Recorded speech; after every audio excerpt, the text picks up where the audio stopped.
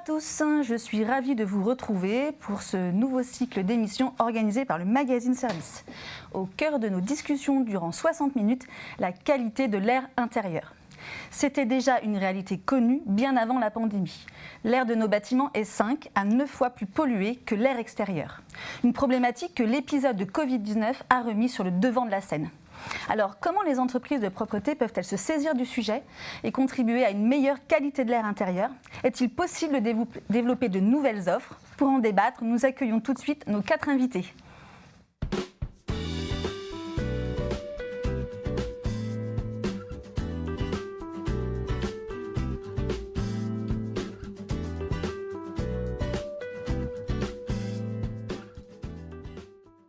Ce matin, nous allons échanger avec Thierry Launois, directeur général de JVD. Bonjour. Laurent Prulière, directeur recherche et développement du groupe GSF. Bonjour. Antoine Rouly, directeur général de Clinéol. Bonjour. Et Étienne Devancet, président de FIMEA, la Fédération interprofessionnelle des métiers de l'environnement atmosphérique. Bonjour à tous les 4 et merci de votre présence. N'oubliez pas que vous pouvez poser vos questions en direct via le chat. Alors, Étienne Devancet, la qualité de l'air intérieur, c'est un sujet serpent de mer. On en est où aujourd'hui ? Est-ce que l'épisode de Covid-19 a changé la donne avec une réelle prise de conscience ? Vaste sujet.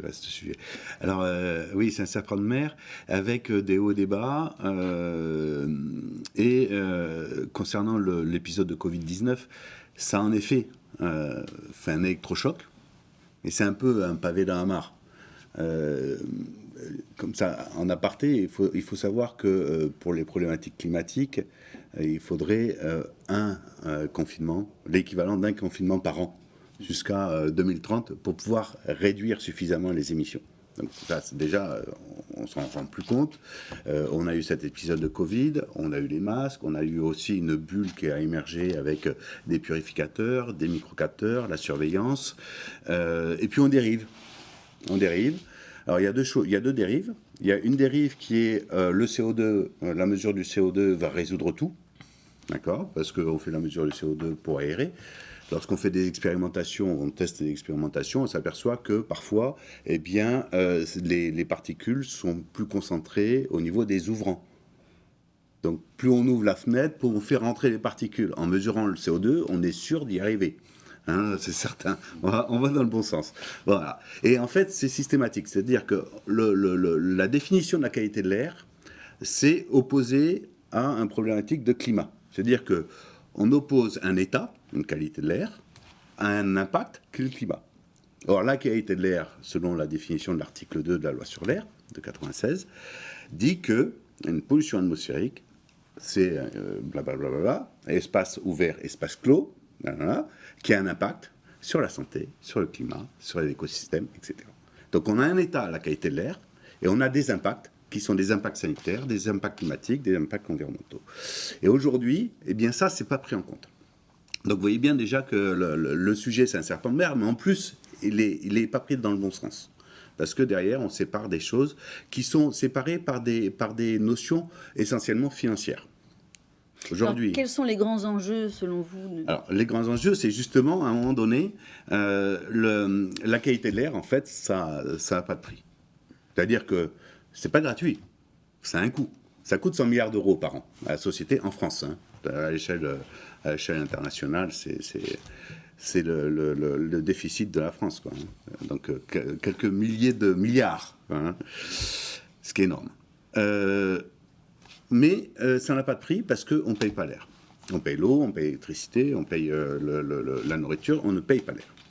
Et donc, tant que la problématique sera uniquement une problématique financière, aujourd'hui, la seule valeur des choses, de façon très cash, hein, la seule valeur, c'est vraiment la valeur financière. Si on ne contrebalance pas ça par une valeur humaine, c'est-à-dire que si on ne remet pas au centre ce sujet de valeur humaine, on n'arrivera pas à donner de la valeur à l'air. Comment faire pour donner ? Et donc la question, c'est comment faire ? Alors, il y a la réglementation. Aujourd'hui, c'est peut-être la seule chose qui peut pousser, mais sur la qualité de l'air, elle est très légère. On avait une réglementation, c'est les réglementations station sanitaire départementale, au départ, qui disait quelques trucs sur la qualité de l'air, et en particulier l'état biologique de mémoire. Et puis, on a eu des décrets ou des arrêtés de 2011, et puis des nouveaux qui viennent de sortir en 2022, qui ont un peu durci la chose. Ça reste... Vous pouvez nous rappeler en quelques mots, justement, là, les derniers renforcements réglementaires? Alors, le renforcement réglementaire de 2022, alors je suis pas encore rentré à fond là-dessus parce que voilà, il y en a d'autres qui sont beaucoup plus spécialistes que moi sur le sujet. Mais globalement, il y a eu déjà une augmentation de la fréquence des contrôles. Ça, c'est le premier point, c'est-à-dire qu'on est passé sur des contrôles obligatoires tous les 7 ans à un contrôle obligatoire sur 4 ans. Donc déjà, ça permet d'augmenter le taux de contrôle. Ça reste du contrôle. D'accord ? Et donc, si c'est du contrôle, ce n'est pas du diagnostic. Il faut savoir que globalement, dans les problématiques que l'on va retrouver, dans 80%, 90% des cas, le problème qui est soulevé, ce n'est pas un problème de qualité de l'air en tant que tel, c'est un problème de mal-être des personnes. 80% des cas, c'est ce qu'on appelle les syndromes collectifs inexpliqués. Avec d'ailleurs un guide, le guide de l'ANSES, je crois, de la gestion des syndromes collectifs inexpliqués, qui explique en fait que la qualité de l'air, c'est un vecteur d'expression de son mal-être, parce qu'aujourd'hui, c'est quelque chose qui est mal connu, on ne sent pas, on ne voit pas, et en fait, c'est invisible. Donc, c'est vraiment ça. Donc, ça veut dire que 20%, globalement, 10 à 20% des sujets sont des sujets de qualité de l'air. Et là, on oppose un contrôle sur 100% des sites. Donc déjà, on essaye de passer sur une logique de massification, alors que c'est une logique de cas particulier. Alors déjà, vous voyez, on est mal barré, d'accord ? Mais bon, admettons, on est dans la logique de la massification, et derrière, qu'est-ce qu'on fait ? Bon, on dit, on va mesurer du CO2, on va mesurer du formaldéhyde, un peu de benzène, on ne mesure plus le triclo parce que ça n'existe plus, mais bon, globalement, on mesure 3 polluants. C'est-à-dire qu'on considère que la problématique de l'air intérieur, c'est une problématique de 3 polluants. Quoi, 2 polluants et demi, parce que le CO2, c'est pas vraiment un polluant, c'est un indicateur de confinement, etc. Donc déjà, vous voyez le sujet. Or, si on veut avancer, c'est quoi ? Si on veut mettre en place des solutions, il faut bien connaître le sujet, donc il faut avoir un bon diagnostic et donc des bonnes mesures. Mesurer, connaître, agir. Aujourd'hui, on ne mesure pas, on contrôle. Oui, tout à fait. On y reviendra, parce qu'avant de poursuivre, je voudrais quand même, avant de donner la parole aux autres intervenants, vous nous expliquiez en quelques mots le rôle de la FIMEA. Alors, FIMEA, c'est un rôle, le premier, en fait, le premier article de nos statuts, c'est améliorer la santé par la qualité de l'air. C'est-à-dire que nous, on se positionne comme quelque chose de très vertueux. Voilà. Nos entreprises sont là pour améliorer la qualité de l'air et donc l'impact sur la santé et le climat d'ailleurs par ricochet. Problématique de temps court et de temps long. Le deuxième article, c'est structurer et développer la filière de la qualité de l'air en France et internationale. L'industrie de la qualité de l'air en France et internationale. Notre objet, c'est vraiment de structurer cette filière émergente qui est vraiment une nouvelle filière, mais qui a une filière qui est aussi importante en termes humains et sociétal que la filière de l'eau, que la filière de l'électricité, que la filière de l'énergie. La seule différence entre ces 4 filières, c'est qu'il y a 3 vecteurs économiques qui portent les 3 autres filières. Il n'y a pas de vecteur économique clairement identifié sur la filière de la qualité de l'air. Donc c'est vraiment essayer de faire en sorte de faire émerger cette filière économique. Et je pense que justement, c'est dans ce cadre-là que les entreprises donc de vos secteurs ont un rôle à jouer, à mon sens. Laurent Prullière, pour le groupe GSF, les enjeux principaux de la qualité à l'intérieur. Moi, je rebondis sur ce qu'a dit Étienne, sur notamment l'enjeu sanitaire, parce qu'on a eu le Covid. On a eu derrière le Covid des difficultés de retour au bureau. Ça, c'est évident. Pourquoi ? Parce que d'abord, il y a eu aussi derrière le Covid, mais c'est conjoncturel, donc on ne va pas revenir là-dessus. Ça me paraît d'ailleurs tout à fait des acquis intéressants. On a eu les accords sur le télétravail qui sont amplifiés dans les entreprises. Donc, télétravail, la peur du retour au bureau par rapport au risque, non peut-être pas Covid, mais au risque sanitaire en tout cas, tout ça fait que les directeurs d'environnement de travail se préoccupent de ça. Alors, ils se préoccupent de la propreté des surfaces, parce que nous, on incarne le nettoyage des surfaces, n'est-ce pas? Mais évidemment, c'est un tout. Quand on fait de l'essuyage, on contribue à abaisser le niveau particulaire dans l'air, s'il est bien fait avec les bons produits, on y reviendra probablement. Donc, je rebondis, moi, sur l'enjeu sanitaire qu'a évoqué Étienne. Et donc, c'est là notre rôle, je pense, c'est là toute la préoccupation qu'on doit avoir, c'est comment accompagner les directeurs d'environnement de travail chez nos clients à faire revenir les collaborateurs au bureau, parce que qualité de l'air intérieur égale qualité de vie au travail aussi. C'est très, très lié pour moi. Donc là, il est là notre enjeu, je pense. C'est rebondir sur les effets sanitaires que peut avoir un air de mauvaise qualité. Voilà. Il y a un impact aussi sur vos propres collaborateurs. Bien sûr, bien sûr. Je pense qu'on y reviendra sur la nature, les usages en termes de méthode. Il va y avoir forcément un impact en fonction des produits qu'on utilise. Il y a eu des mesures qui ont été faites dans le passé par des organismes tout à fait sérieux et qui attestent évidemment que les produits ne sont pas inertes par rapport à tout ça. On va probablement en reparler avec ces messieurs. Quand on a préparé cette émission, Thierry Launois, vous m'avez parlé de ça également, de post-Covid, de cette évolution. Oui, moi je rejoins ce que Laurent et Étienne ont dit. Je ne pense pas que la pandémie elle-même a modifié le rapport des Français à la protection épidémiologique. Et donc l'impact sur l'air qu'on respire au bureau, par exemple.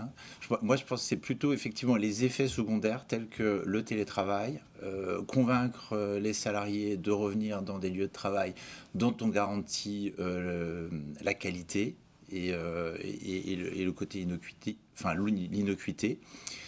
Et puis, il se trouve que tout ça aussi se fait dans une période où les espaces de travail n'ont jamais été aussi ouverts. On est à fond dans le coopératif, collaboratif, co-working, co-idéation, etc., etc.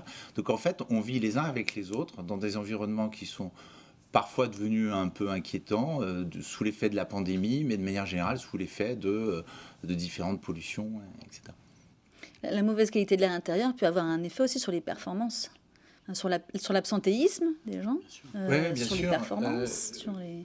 Déjà, sur le fait de vouloir travailler les uns avec les autres. Or, aujourd'hui, le partage d'idées, la capacité à mener des projets collectivement est essentiel. Donc là, vous pouvez être incommodé par ne serait-ce que je veux dire un truc assez prosaïque, mais les odeurs corporelles dans un environnement de travail, voilà, c'est des sujets qui participent pas au bien-être. Et puis il y a des études, c'était la façon la plus basique, je dirais, du sujet, mais là il y a des études très poussées, notamment de l'université d'Harvard, qui évaluent précisément le coût de la mauvaise qualité de l'air sur la productivité d'un collaborateur et même je crois que c'est de l'ordre de 450 € par an le coût, la perte en productivité ou de l'impact sur le coût du travail dans un environnement pollué. Et vous pensez que les entreprises, d'une manière générale, ont pris davantage conscience de ça? Vous sentez une sensibilité plus forte? C'est difficile à dire parce que c'est quand même un mouvement qui a démarré il y a longtemps. On n'a jamais autant parlé de pollution atmosphérique. On n'a jamais parlé autant d'allergies. Vous avez quand même un quart des Français qui désormais ont déclaré une allergie respiratoire. Enfin, je crois que c'est à peu près les chiffres que l'on a à notre possession. Et du coup, ça veut dire que c'est des publics aujourd'hui qui vont sur des lieux de vacances, dans les salles de sport, qui vont travailler. Et en fait, aujourd'hui, l'air qu'on respire, c'est effectivement dégradé.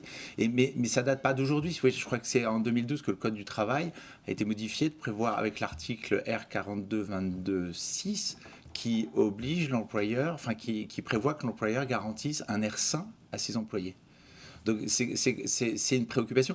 Moi, je pense que le XXe siècle, on s'est beaucoup concentré sur le risque lié à l'accident au travail avec le développement des équipements de protection individuelle et ensuite est arrivé le risque, le traitement des risques musculo-squelettiques.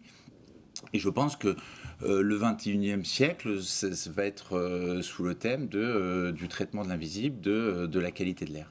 on s'occupait du risque sur le lieu de travail, des risques de l'accident, de la posture sur son poste de travail et probablement sur ce qu'on respire aujourd'hui. Encore faut-il définir ce qu'est un air sain, mais bon, on y reviendra. Antoine Rouly, ces enjeux, vous en entendez parler au quotidien. Oui. Expliquez-nous un peu déjà en quelques mots l'activité de l'entreprise, qu'on connaît un peu moins. Alors chez Clinéal, nous on est spécialisé dans la décontamination, la dépollution des réseaux de ventilation. Et il y a effectivement un réel enjeu pour les sociétés de notre secteur, puisque on vient contribuer à améliorer la qualité de l'air. Quand on parle de réseau aérolique, on parle des conduits qui ont pour mission de renouveler l'air intérieur des bâtiments. Donc, il est évident que si ce conduit est sale et donc porteur lui-même de pollution, l'air qui va passer au travers a toutes les chances d'en sortir pollué. C'est pas systématique, mais il y a quand même de fortes probabilités. Et effectivement, comme disait Thierry, on parle de traitement de l'invisible. Les gaines de ventilation, on n'y pense pas de prime abord. Elles sont souvent cachées dans les faux plafonds, on ne les voit pas. Et pourtant, elles se chargent de poussière. Aujourd'hui, il paraît inconcevable de ne pas faire le ménage dans des locaux. Et pourtant, on oublie qu'on a ces conduits qui se chargent de poussière au fil du temps et qui nécessitent du coup d'être décontaminés. Quand on parle de pollution et de développement de micro-organismes, on doit parler des particules, en fait. C'est quand même la particule qui est un des premiers vecteurs de multiplication des micro-organismes. Et donc le dépoussiérage de ces conduits va contribuer à maîtriser ces taux de particules. Alors pas uniquement, évidemment, mais encore une fois, si on réduit les particules présentes dans le conduit de ventilation, fatalement, on va réduire, on va agir sur les taux de particules dans l'air intérieur des bâtiments. Et comment se sont déroulées alors ces 3 dernières années, là, depuis le début de cette crise sanitaire? Alors, il y a eu des demandes au début. Je reprends l'expression d'Étienne qui parlait de pavé dans la mare. Il y a eu un peu cet effet-là, nous, dans notre domaine, c'est-à-dire qu'au tout début du confinement, il y a eu un pic d'activité, une forte demande. Quand il a été annoncé une première date de déconfinement, ça a suscité beaucoup de demandes pour aller décontaminer les réseaux aéroliques avant que les gens réinvestissent les bâtiments. Simplement, rapidement derrière, quand on s'est aperçu que les gens réinvestissaient pas les bâtiments, fatalement, l'activité a ralenti, puisque à partir du moment où les gens ne viennent pas, on ne va pas désinfecter des réseaux pour des bâtiments vides, quoi. Peut-être un commentaire, c'est qu'on peut avoir une lecture un peu trompeuse, parce que c'est vrai qu'il y a eu une préoccupation qui a monté très fortement pendant le Covid et dans les mois qui ont suivi. Ensuite, effectivement, on a l'impression que les choses sont rentrées dans l'ordre. La réalité, c'est que la préoccupation du public pour une hygiène de qualité et un air sain a quand même considérablement augmenté. Voilà, c'est juste qu'on a connu un pic, mais qu'aujourd'hui, il y a quand même un avant et un après. Et aujourd'hui, on ne peut pas, je pense, dans une entreprise d'une certaine taille, avec des bureaux ouverts, recruter un collaborateur si on ne lui garantit pas un espace sain, et des conditions de travail de qualité. Et c'était déjà une préoccupation avant le Covid, de toute façon. Mais il est quand même là, le changement entre avant-après Covid, il est quand même là, c'est cette préoccupation de l'employeur et pour le bien de ses collaborateurs, de le mettre dans les meilleures conditions pour revenir au bureau, pour travailler. Parce que c'est vrai que les tiers-lieux, tout ça, c'est très bien, il en faut.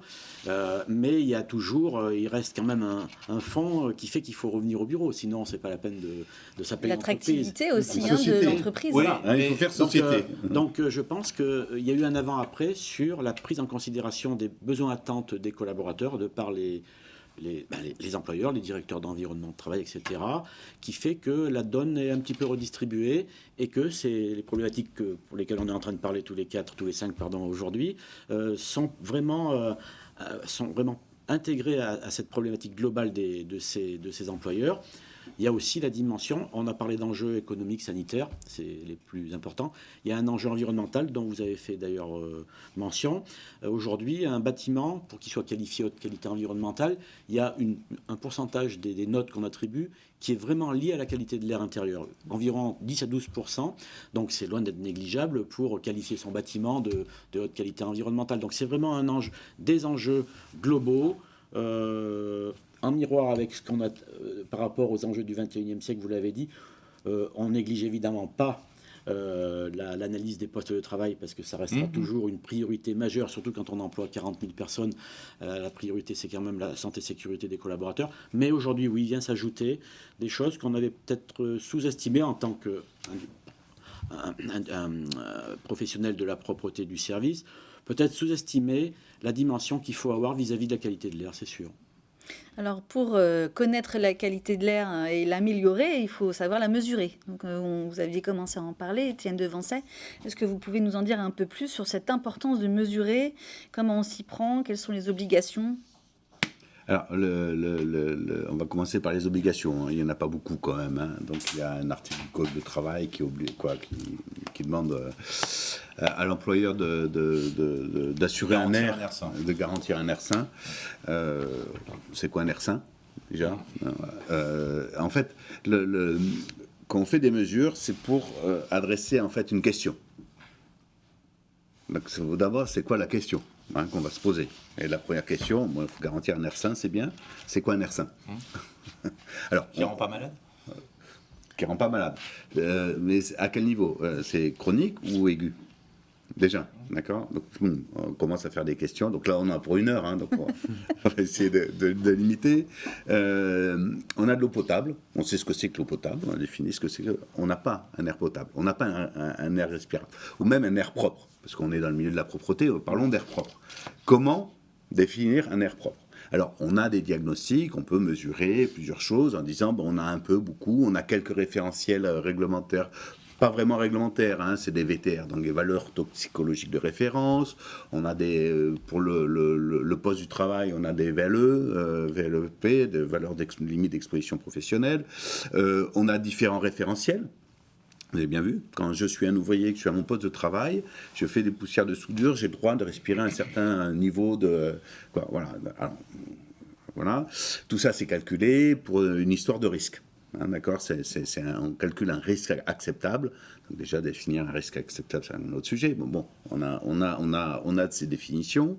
Et là, donc, pour le poste de travail, on a une certaine valeur. Mais si je suis un employé de bureau qui travaille dans un bureau qui joue l'atelier de soudure, d'accord, dans mon poste de travail, il n'y a pas écrit que je fais des poussières de soudure. Donc, je ne suis pas à la pièce référentielle. Donc là, mon référentiel, c'est des concentrations 1000 fois moins importantes que celles du poste de travail. Parce que là-bas, j'ai les EPI, machin, etc. Je n'ai pas tapé la machine avec un EPI. C'est compliqué, avec des gants et tout ça. Vous voyez? Donc déjà, la complexité du sujet de l'intérieur, de l'air, c'est que c'est un milieu qui est continu. Quel que soit l'endroit où on se trouve, on respire de l'air, sinon on meurt. C'est 2-3 minutes, quoi. Allez, 10 minutes pour les meilleurs. Mais globalement, c'est continu. Et pourtant, on le séquence en différentes cellules disjointes. C'est-à-dire qu'on considère que l'air de l'atelier ne va pas dans l'air des bureaux. C'est 2 choses différentes. Et que l'air des bureaux de l'atelier ne va pas à l'extérieur. Si vous travaillez avec je suis aussi à la CRAMIF, là, membre du comité CTR, comité technique régional. Quand on leur parle de ça, aujourd'hui, dans les ateliers, on considère que ce qui est important, c'est l'air que respirent les employés dans les ateliers industriels, peu importe ce qui ressorte à l'extérieur. Donc l'air extérieur n'existe pas. Donc déjà, on est confiné dans différents volumes et on ne fait pas les liens entre les deux. Ensuite, on a différents référentiels en fonction de l'endroit où on se trouve. Et ensuite, il va falloir faire ces mesures avec différents types de mesures. On a les mesures qui sont des mesures de référence, des mesures indicatives et des mesures, alors pour la pollution atmosphérique, on dit ça des évaluations objectives. Donc ça, c'est... Donc là, il faut des spécialistes quand même. C'est des spécialistes. Il faut des spécialistes. Et puis, alors, dans ces mesures, il y a ce qui fonctionne et ce qui ne fonctionne pas très bien. D'accord ? On a les mesures de référence, en général, on fait des prélèvements ponctuels, on envoie ça dans des laboratoires. On a certains analyseurs en continu qui sont des analyseurs de référence qui permettent d'avoir une valeur réglementaire. Et puis ensuite, on a des appareils qui sont beaucoup développés, qui sont les microcapteurs. Et là, dans les microcapteurs, eh bien, en fonction de l'endroit où on va se trouver, des niveaux de pollution qu'on va avoir à adresser, ils vont être plus ou moins pertinents. Mais aujourd'hui, globalement, dans l'espace intérieur, les capteurs qui ont montré un peu leur lettre de noblesse, c'est-à-dire qui sont considérés comme de plus en plus fiables, c'est sur les poussières et particules. Alors ça tombe bien parce que c'est quand même un sujet majeur en termes d'air intérieur, sachant que c'est un sujet majeur, mais qui est surtout lié à l'activité qu'on a dans les locaux. C'est beaucoup de soulèvement de poussière et un peu d'entrée d'air extérieur ou par les canalisations. Donc vous voyez bien qu'en tête de mesure, voilà, il y a différents... Chez Kinéol, justement, vous en faites de la mesure du diagnostic. Expliquez-nous un peu comment vous y prenez. Alors, comme en parlait Étienne, en fait, jusqu'à présent, pendant longtemps, on s'est cantonné à des mesures ponctuelles d'analyse d'air intérieur au niveau microbiologique, bactériologique et certains polluants comme les particules fines, les composés organiques volatiles. Plus récemment, on a développé avec un partenariat la commercialisation de stations de mesure de qualité d'air, de contrôle de qualité d'air, qui permettent d'avoir une analyse en continu avec un suivi informatique en ligne de polluants un petit peu plus poussés. Donc on a bien sûr le CO2, la température, l'hygrométrie, mais on va plus loin avec les particules fines selon plusieurs tailles de particules, le formaldéhyde, les composés organiques volatiles légers, les composés organiques volatiles totaux. Et là, ça permet cette fois-ci, d'avoir une surveillance en temps réel et de pouvoir évaluer des pics de pollution vis-à-vis de certains paramètres. Donc ça permet, à la différence des prélèvements qui se faisaient jusqu'à présent sur des supports passifs, qui pouvaient révéler la présence d'un polluant. Là, on a du détail sur le moment auquel a été détecté le polluant. Ce qui n'était pas le cas auparavant. Je vais expliquer au travers d'un exemple concret. Une anecdote, mais d'un audit pratiqué dans une école qui révélait la présence de composés organiques volatiles et de formaldéhyde à certains, selon la méthode traditionnelle, révélait la présence des polluants. Avec une étude complémentaire menée avec ces stations, on a pu voir à quel moment on détectait les polluants en question. Et on a pu voir justement qu'il n'y avait pas forcément de danger direct pour les usagers des locaux, puisque les polluants étaient détectés à des heures précises. Alors, il se trouve que c'était au moment où le personnel de ménage venait faire le ménage dans les locaux. Ça ne me surprend pas.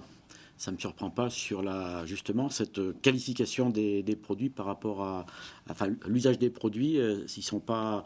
On a fait aussi des mesures, et pas que nous, mais certains organismes, OFICAIR en 2012, plus récemment le CSTB, le centre du bâtiment, ont fait des mesures dans leur maison, la maison test Maria, au CSTB, et on a vu évidemment qu'en fonction de la typologie de produits utilisés pour la propreté, il y avait des substances qui relarguaient, notamment des aldéhydes, parce que c'est des substances très, on va dire, volatiles d'une part, et puis très formulées dans les produits cosmétiques, parfums, et évidemment dans les produits d'hygiène. Donc effectivement, ça ne me surprend pas, ces mesures-là. On reviendra sur les choix des produits peut-être un peu plus tard. Juste, expliquez-nous concrètement sur un site, comment vous pratiquez ces mesures. Vous amenez les stations de contrôle pendant une période. Il y a plusieurs solutions. Donc déjà, il y a plusieurs formats de stations. Concrètement, ça s'apparenterait, je dirais, à une enceinte Bluetooth dans le gabarit. Il y a une version fixe, c'est-à-dire qu'on va en installer dans différentes pièces témoins choisies dans le bâtiment, et ça va rester à l'année. Et ça permet de suivre l'évolution de la qualité de l'air dans le bâtiment à l'année. Et il y a une version mobile qui consiste à avoir une station qui peut se balader de pièce en pièce à la guise du client, en fait. C'est lui qui va pouvoir faire son choix. Et la mettre, par exemple, pendant une semaine dans tel bureau, une semaine dans telle salle de réunion. Avec sa connexion, il va pouvoir voir ce qui se passe pendant la période donnée. Une campagne de mesure sur une certaine durée, et comme ça pour pouvoir après éventuellement faire des préconisations, des améliorations. Exactement, ouais. Et donc le client, encore une fois, a accès à une base en ligne et peut suivre ça et peut extraire des rapports sur une période très très précise. Il peut dire je veux les prélèvements de telle heure à telle heure, et la station en fait va mesurer selon un intervalle qui a été paramétré au préalable, et on peut mettre des prélèvements tous les X minutes, et ça permet de ressortir des courbes, et comme je le disais tout à l'heure, de pouvoir constater les pics de pollution. Je me permets un commentaire, c'est vrai, parce que chez JVD, nous on est spécialisé dans la purification d'air, pas dans la mesure. Mais au début, l'introduction d'Étienne pouvait laisser penser c'est un sujet qui est encore très confus. Mais moi, j'ai envie de prendre une position optimiste par rapport à ça, parce que la réalité, c'est que c'est un sujet dont on ne se préoccupait pas du tout pendant des décennies. Enfin, notre génération, celle de nos parents, n'avait rien à faire de la qualité de l'air qu'on respire. C'est un sujet qui a été mis sous les projecteurs sous l'effet de la pandémie, mais on voit qu'au-delà de ça, il y a tout un tas de dispositifs de mesure. Il y a des sociétés bien organisées qui permettent de faire des contrôles, des mesures, des analyses, etc. C'est quand même un sujet. Il n'y avait pas de plateau de ce type il y a quelques années.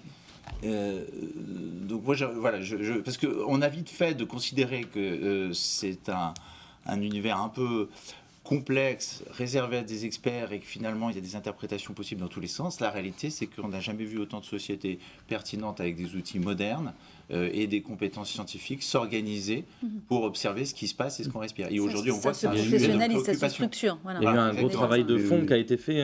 Mais je rebondis là-dessus. C'est vrai que depuis aujourd'hui, Fimea, c'est 130 entreprises, 120, 130 entreprises.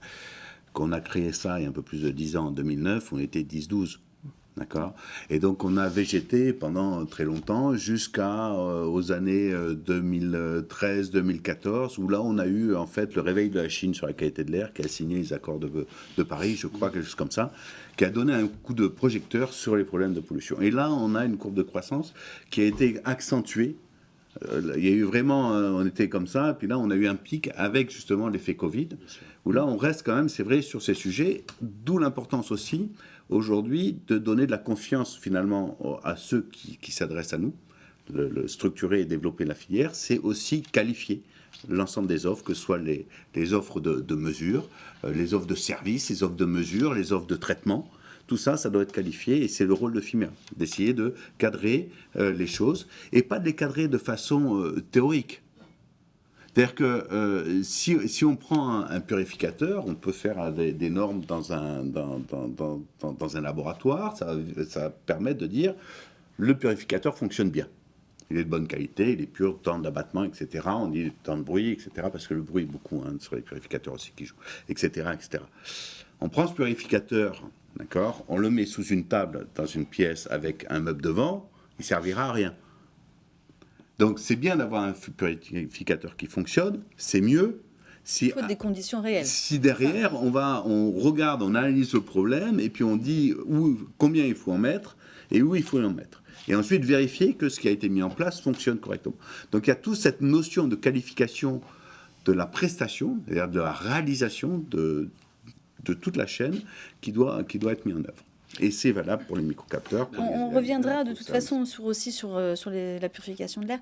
Je voudrais quand même que GSF, vous nous expliquiez un petit peu votre démarche par rapport à la mesure dans les bâtiments. Déjà, comme on a tous dit, je pense ici, mesurer, c'est égal gérer. Parce que si on ne mesure pas, on ne gère rien du tout, que ce soit ça ou autre chose. Donc la gestion, nous, si je reviens sur le contexte que j'ai expliqué au début, c'est-à-dire c'est ce taux d'occupation dans les endroits, dans les bureaux qui a changé, j'ai envie de dire, qui a évolué dans un sens ou dans l'autre, mais qui a changé depuis l'époque Covid. Il nous fallait absolument, pour avoir une réponse aux besoins et attentes des clients, mesurer le taux d'occupation des locaux. Donc on a développé une plateforme IoT, une plateforme d'objets connectés, qui permet de mesurer les taux d'occupation de manière à adresser des services propreté, des services en général, dont la propreté évidemment, adaptés à l'occupation de ces lieux-là. Et comme cette plateforme, elle est agnostique, c'est-à-dire elle peut accueillir plein de capteurs, on a aussi intégré, parce que c'était une volonté de par le contexte dont on est en train de parler ce matin, on a intégré aussi des capteurs de l'air, dont classiquement température, hygrométrie, CO2 pour le confinement justement, enfin pour le confinement, l'occupation d'un ensemble de salles de réunion par exemple, et puis les COV. Donc, et c'est par cette mesure qu'on est aussi capable, en plus du taux d'occupation des locaux, d'émettre des préconisations qui sont vraiment du bon sens. Les préconisations, quand on a un taux de CO2 élevé, c'est pas compliqué, il faut aérer. Et puis je pense qu'autour de cette table, on est tous d'accord avec ça. C'est du bon sens, c'est dans nos formulations, mais on y reviendra sûrement. Enfin, on aurait pu inviter aussi des fournisseurs évidemment de chimie, c'était possible, mais donc limiter les parfums dans les formulations, puisque les parfums égale volatile égale COV, limiter le nombre de de substances différentes au sein d'une même formulation. Et puis tout simplement limiter le nombre de produits. Mais tout ça, si on a un peu de temps, on y reviendra sur l'alternative chimique. Donc la mesure, c'est la gestion. Donc cette plateforme Agora, on l'a nommée Agora pour les lieux qui nous permet à la fois, donc, comme je vous disais, d'apprécier une qualité d'air. On n'est pas des experts de la maîtrise de l'air, on est bien d'accord, mais on se doit de pouvoir émettre un diagnostic aussi simple et aussi logique que possible, que de dire il y a un taux de CO2 élevé, il faut procéder à une aération des locaux. Il y a un taux de COV élevé en fonction des COV. Si c'est du benzène, ça vient de l'extérieur, parce que ce sont souvent des fumées. Si c'est du formaldéhyde, ça vient plutôt de l'intérieur, c'est peut-être des solvants d'école, peut-être nos propres produits. Donc il faut qu'on soit capable d'émettre ces diagnostics pour aider nos clients à assurer, on va dire, une qualité de vie, une qualité d'air dans leurs installations. Ça peut permettre aussi d'identifier des problèmes peut-être de ventilation. Oui, tout à fait. C'est réglage ou. C'est ça, comme on l'a dit déjà, le CO2 est le premier indicateur de confinement d'un local. Et la ventilation est une solution, voire la solution au confinement d'un local. Les premières recommandations, même on le voit régulièrement à la télé, on recommande d'ouvrir les fenêtres, je crois que c'est 5 minutes par jour, ou par heure, je ne sais plus. Toujours est-il que quand on parle de locaux confinés, voilà, la première solution, c'est de brasser de l'air. Et pour brasser de l'air, soit on ouvre les ouvrants, s'ils existent, si on peut. Soit on ventile ou on augmente la ventilation déjà existante. Et c'est en ça que des entreprises comme Clinéol, pour le coup, vont pouvoir contribuer à améliorer cette ventilation, puisque je reviens sur l'idée du nettoyage de réseau, mais si le réseau est chargé en poussière, fatalement, on réduit les débits et on ventile moins. Donc il est important, encore une fois, de brasser l'air des locaux. Et le capteur de CO2 va pouvoir révéler ce genre de choses, ce genre de besoins. Et je répète, je pense qu'on est d'accord, c'est des choses qui font appel au bon sens, tout simplement. De la mesure élevée, la correction est assez simple, en fait. C'est ça, tout à fait. Dans la majorité des cas. Dans la majorité des cas. Après, l'entretien aussi d'un réseau de ventilation, ça passe par les filtres. Donc il y a peut-être une problématique aussi à ce niveau-là. Changer les filtres, les nettoyer, c'est pas toujours fait... Il faut mener un suivi régulier, sur la filtration de l'air. Et il ne faut pas considérer, et ça c'est souvent un amalgame qui est fait, considérer que parce qu'on a filtré, notre réseau derrière est propre. On a parlé en préparation de l'émission des aspirateurs. Si on secoue un sac d'aspirateur, on a beau avoir enfermé la poussière, il y a de la poussière qui s'en dégage. Les filtres des centrales de traitement d'air, c'est la même chose. Et notamment, en plus, dans le fait que les centrales de traitement d'air sont souvent mises à l'arrêt à certaines périodes du jour ou de la nuit. Et quand elles redémarrent, il y a un phénomène qu'on appelle le claquement des poches qui va relarguer de la poussière. Alors peut-être que sur 1 mois, 2 mois ou 1 an d'activité d'exploitation du bâtiment, ça ne va pas se ressentir. Mais quand on a un bâtiment qui a 15-20 ans, forcément, ces dépôts de poussière se sont accumulés. Donc ils réduisent les débits d'une part, et cette poussière va se relarguer après dans les locaux quand la ventilation est en fonctionnement. D'où encore une fois la nécessité de surveiller tout ça. Et du coup, ce que ça met quand même en évidence, c'est qu'il n'y a pas une solution qui s'impose sur les autres. C'est toute une démarche collective. Il y a des dispositifs complémentaires qui cohabitent pour offrir finalement à l'occupant d'un lieu la meilleure qualité d'air possible. Ça va depuis la ventilation, alors bien sûr l'aération mécanique, mais la ventilation, le nettoyage de l'air, entre guillemets, qui peut être opéré par des spécialistes de la propreté. C'est-à-dire qu'on s'est intéressé jusque-là à nettoyer les surfaces. On est en train de se dire, on va nettoyer finalement ce qu'on ne voit pas. Et puis ça va jusqu'à la limitation d'utilisation de formulations chimiques polluantes. En fait, c'est une discipline générale qui est entreprise par tous les acteurs. Et voilà, et à notre niveau, nous, en tant qu'industriels, on intervient sur la partie traitement des pollutions qui peuvent être à proximité de certaines sources d'ailleurs, parce qu'avoir un air de qualité dans un bâtiment, c'est bien. On voit que c'est compliqué d'avoir faut des bâtiments modernes qui répondent à toutes les normes et qui sont bien équipés des bonnes gaines et avec des bonnes sociétés qui les entretiennent. Mais il y a régulièrement, même dans un bâtiment qui est aux standards les plus élevés, il peut y avoir des sources locales de pollution. Et puis tout ce qui concerne le bien-être, on évoquait tout à l'heure quand même. On aura l'occasion d'en reparler. Avant vraiment d'aborder les solutions technologiques, je voudrais quand même aussi qu'on parle aux entreprises de propreté, à toutes les entreprises de propreté. Finalement, elles peuvent déjà intervenir, améliorer la qualité de l'air en limitant leur impact. C'est-à-dire déjà avec des choses peut-être simples. Oui, mais déjà, il y a des choses simples. Mais déjà, il y a une chose qui est évidente, c'est que quand on fait un essuyage des surfaces, on abaisse le taux de particules dans l'air. C'est évident, puisqu'on opère aussi dans les salles empoussièrement contrôlées, dans notre groupe et dans beaucoup de groupes du reste. Et il est évident que la mesure qui fait froid, moi je suis toujours sur la mesure de toute façon, la mesure, après une opération de mise en propreté d'une salle empoussièrement contrôlée, forcément le taux de particules dans l'air est abaissé. Donc forcément, ça contribue. Et si je m'adresse aux entreprises de propreté, comme vous me le demandez, oui, il faut être très partenaire avec les gens qui fabriquent les produits. Il faut penser aussi à l'alternative. Il faut penser aux solutions alternatives aujourd'hui, pas que pour des raisons de qualité de l'air, mais ça va avec, pour des raisons tout simplement énergie-climat et sobriété.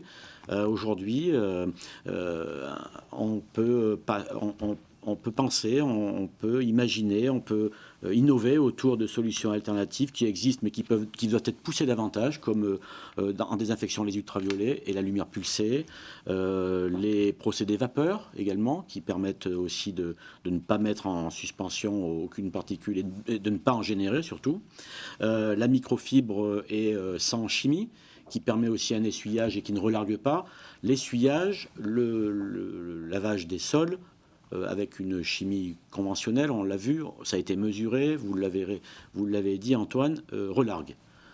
Donc l'aspiration relargue aussi.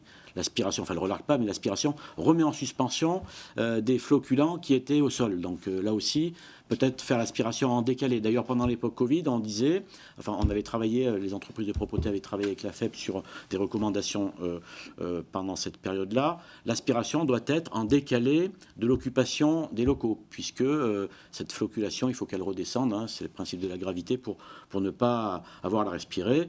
Donc, dans les cahiers des charges, il faut systématiser, mais j'espère que c'est déjà le cas, l'aération des locaux. Ça, il faut le systématiser. Je ne crois pas que ce soit malheureusement systématiquement. J'espère que si, mais il faut en accord avec le client, même si ça peut paraître très...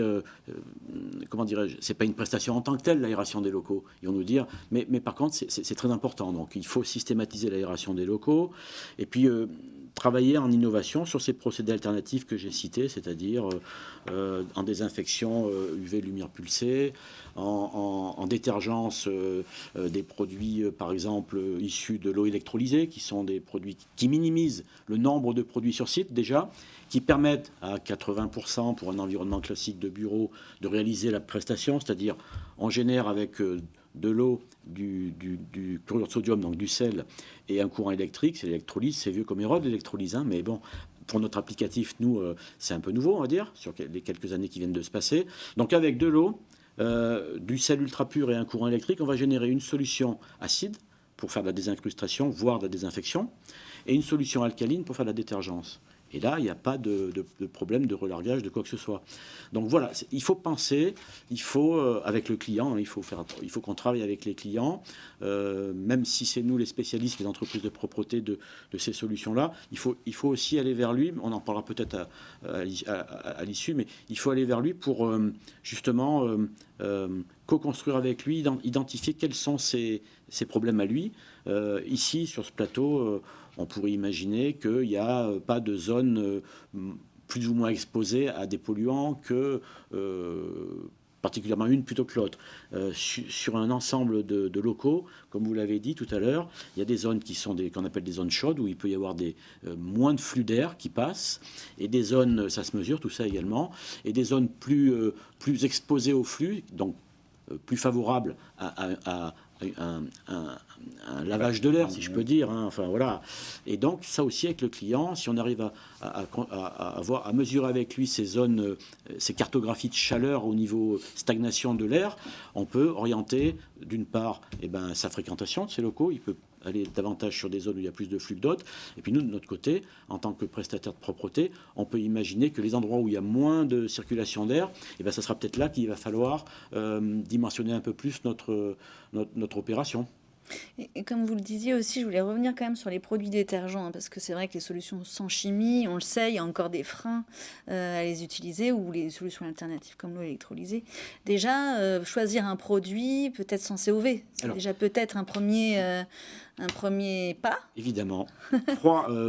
Après, ça serait plus aux experts, aux fournisseurs d'en parler, mais déjà j'en ai parlé tout à l'heure, 3 paramètres importants. Parfum, une formulation simple, parce que quand on parle d'un détergent, c'est une substance détergente, et puis après, c'est des adjuvants dans le produit. Hein. Donc, parfum, formulation simple, et je ne vais pas faire plaisir aux fournisseurs, je présume, mais le moins de produits différents sur un même site. Voilà. Réaliser une prestation avec un panel de produits optimisé. Il y a un label, qui est sorti, là, je ne sais pas si vous en avez entendu parler, Laurent, le Air Label Score sur les produits d'entretien qui veut créer une étiquette justement en fonction de la qualité de l'air. Ça existe déjà sur certains produits. Ça existe sur les produits de brico, enfin les produits, les peintures, les solvants. Voilà, ça va venir sur les produits détergents aussi, là, progressivement. Donc il y a des efforts qui sont faits. Un commentaire sur ce que vient de dire Laurent sur les parfums. C'est vrai qu'il y a eu une mode où on mettait du parfum en tous les sens. Alors avec des parfums stars, abricot, vanille, etc. Mais aujourd'hui, c'est une tendance inverse qu'on prend. C'est-à-dire que nous, aujourd'hui, une partie de nos ventes de purificateurs d'air sont associées au fait qu'il faut éliminer de l'air ambiant un certain nombre d'odeurs et on ne veut plus diffuser de COV. Et alors, il y a eu aussi la mode des huiles essentielles qui sont bourrées de COV. Donc finalement, aujourd'hui, plutôt que d'envoyer dans l'air des particules qu'on va finalement inhaler et qui vont avoir un impact sur notre santé, on préfère s'intéresser à détruire ce qui est une source de mauvaises odeurs. Expliquez-nous justement votre approche par rapport à la purification de l'air chez JVD.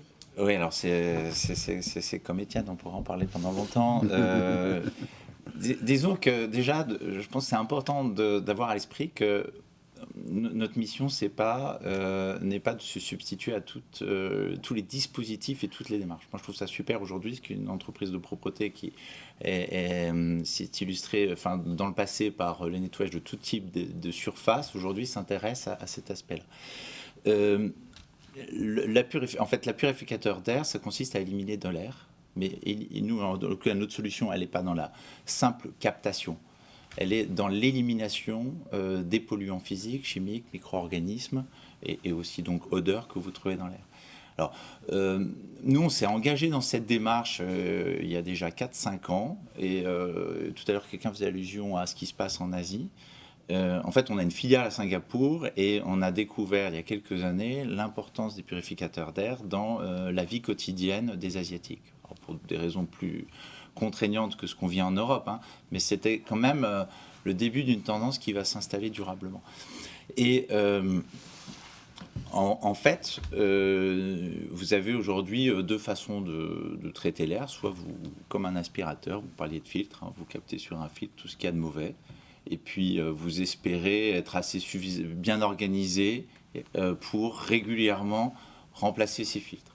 Nous, on a mis en place un dispositif qui collecte effectivement sur un filtre haute performance, haute efficience, ce qu'on appelle les filtres EPA, tous ces microparticules, tous les polluants, tous les micro-organismes, et ensuite on les élimine, on les minéralise.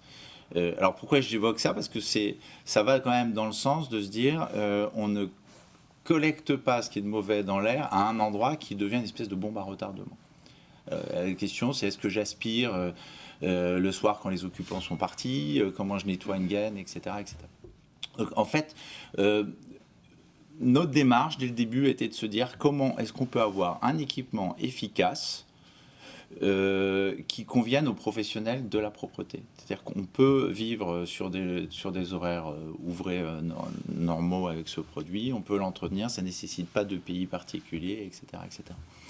Sur la maintenance, peut-être une précision quand même. Justement, la technologie qu'on a imaginée et qu'on a développée et brevetée ne nécessite pas la consommation de filtres. Il y a bien un filtre, mais en fait, la technologie qu'on a auto-régénère le filtre sur une longue période. Alors en fait, c'est quasiment infini, sauf qu'il y a des pièces d'usure. Donc en fait, nous, on dit à nos clients de remplacer le cœur de l'équipement tous les 3 ans. Alors c'est important parce que aujourd'hui, s'occuper de ce qu'il y a comme pollution dans l'air, c'est une chose. Demander ensuite à des professionnels de la propreté de manipuler, on appelle ça, nous, des bombes à retardement, parce que finalement, vous avez une concentration de micro-organismes ou de pollution qui peuvent s'immiscer dans notre système lymphatique, dans notre organisme, que vous êtes obligé de traiter. Voilà. Donc, ça va dans cette démarche. Donc voilà, nous on a imaginé ça, mais encore une fois, c'est un complément et aujourd'hui, on est heureux aussi de voir que ces produits répondent à des problématiques de bien-être, parce qu'on ne l'a pas évoqué. Mais une des conséquences du télétravail et du confinement qu'on a connu, c'est qu'il y a une perméabilité qui s'est installée entre son domicile et le bureau. On passe de plus en plus de temps au domicile et on n'a pas envie de se retrouver dans un environnement de travail dans lequel on ne se sent pas bien. Parce qu'une partie de la semaine, on est chez soi, dans un environnement qui nous est familier, avec un air qu'on juge de qualité. Quand on est au bureau, on n'a pas envie que ce soit une mauvaise expérience. Et ça, c'est nouveau, parce que ça met la pression sur l'employeur. Je ne suis pas sûr que la préoccupation d'un DRH, dans les années qui viennent, ce sera d'avoir le plus beau baby-foot dans la salle de repos, mais plutôt de garantir que quand on est au bureau, on se sente bien, on n'ait pas des maux de tête, on ne soit pas exposé à des allergènes, notamment. Encore une fois, 25% des personnes qui ont des déficiences respiratoires au moment des allergènes, qui commencent de plus en plus tôt dans l'année et finissent de plus en plus tard. Tous ces sujets, les odeurs de cuisine qu'on fait, parce que voilà, espace ouvert, espace de repos, coworking, etc. On commande de la nourriture qui était livrée au bureau, on mange dans les salles de réunion. Voilà, qui a envie aujourd'hui d'aller sur son lieu de travail pour supporter toutes ces contraintes? On installe des diffuseurs d'huile essentielle de façon personnelle, comme à la maison également, dans les bureaux. Oui. Et les huiles essentielles, vous l'avez dit, ça fait partie des composés qu'on retrouve, notamment le limonène, qui est un composé qu'on retrouve. C'est des particules fines et qui vont avoir l'impact qu'on est en train d'évoquer. Il y a aussi on a oublié un des arsenals pour la prévention, pour la correction, pour le traitement de l'air. C'est tout ce qu'on ne génère pas. C'est toujours ça de moins. Tout ce qu'on ne génère pas. La meilleure des solutions, c'est de ne pas émettre. Ce qui arrive de l'extérieur, ça arrive de l'extérieur. Bon, on peut imaginer des systèmes de SAS pour les bâtiments. Je ne sais pas, je ne suis pas un spécialiste du bâtiment, mais quand même. Et tout ce qu'on ne va pas générer, ça, on a la main dessus sur les polluants dont on connaît déjà leur origine. On peut travailler sur en générer un peu moins. Alors, il faut bien comprendre aussi qu'il y a un enjeu qui est majeur, c'est qu'avec l'efficacité énergétique des bâtiments, on fait des enceintes de plus en plus confinées. Oui. Donc on va avoir des amenées d'air qui vont passer que par des tuyaux bientôt. D'ailleurs, nous, on a eu à traiter des sujets où les salariés passaient d'un immeuble haussmannien où ils ouvraient les fenêtres à un BBC très bien placé. Et du jour au lendemain, forcément, il y a un problème de qualité de l'air. Comme je vous le disais, ce n'est pas un problème de qualité de l'air. C'est juste qu'ils n'arrivaient plus à ouvrir les fenêtres. Donc derrière, il y a à la fois des impacts psychosociaux de bien-être, cette sensation de bien-être, qui, justement, dans ces immeubles, doivent être affichés. C'est-à-dire que quelque part, c'est bien de dire qu'il y a une qualité de l'air qui est bonne. Ce qui est mieux, c'est de l'afficher. Il y a des expériences qui ont été faites en Scandinavie qui marchent très bien. Juste, on dit c'est quoi la qualité de l'air. Les gens visualisent la chose. Et donc, s'ils la visualisent, ils ont confiance. Et s'ils ont confiance, ils sont mieux.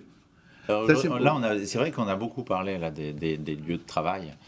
Mais il y a des hôtels, notamment en Asie, où vous rentrez dans le hall de l'hôtel, vous avez l'indice de qualité de l'air dans le hall et dans les chambres.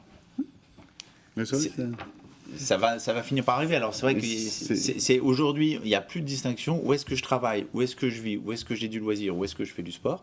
Tout ça s'amalgame et effectivement, même sur le bureau, Laurent, vous parliez du flacon d'huile essentielle que chacun amène. Voilà, sauf que maintenant, on est en flex office, une partie du temps. Donc, on amène son univers à soi, on le déplace, mais je dois vivre avec les autres. Et comment je garantis ça? En émettant moins de pollution et en ayant des bâtiments aérés et des zones de décontamination des pollutions des lieux Alors, qui sont exposés. je voulais rajouter juste une autre chose, d'accord, hein, c'est très concret. 50% des bâtiments neufs ont des systèmes de ventilation qui sont défectueux. Vous confirmez? Ouais. Oui, alors, Pardon, Neuf. oui. Neuf, c'est-à-dire qu'à la livraison. 1%. À la livraison. 1% du bâtiment. 99% des rénovations, ce sont des plaquistes qui mettent les systèmes de ventilation. Donc derrière, il y a un gros sujet aussi de faire monter en puissance une filière de ce qu'on appelle ventilis qualité de l'air. Ça, c'est un des sujets de FIMEA, c'est-à-dire donner finalement de la valeur à ce ventilis qui aujourd'hui est un plaquiste, c'est-à-dire le dernier qui pose le dernier truc. Hein. Donc il va à Carouf, il prend son machin, il l'installe comme il peut, il mesure rien du tout. Non, mais c'est ça, quoi. Non, mais c'est ça. Oui, oui, oui. C'est la réalité. Non, mais c'est vrai que ça, Séverine, c'est Donc il y a un sujet de qualification à la filière à ce niveau-là, vachement important déjà. Et puis il y a aussi la problématique de la valeur des choses. Mais peut-être qu'on en parlera un peu plus tard.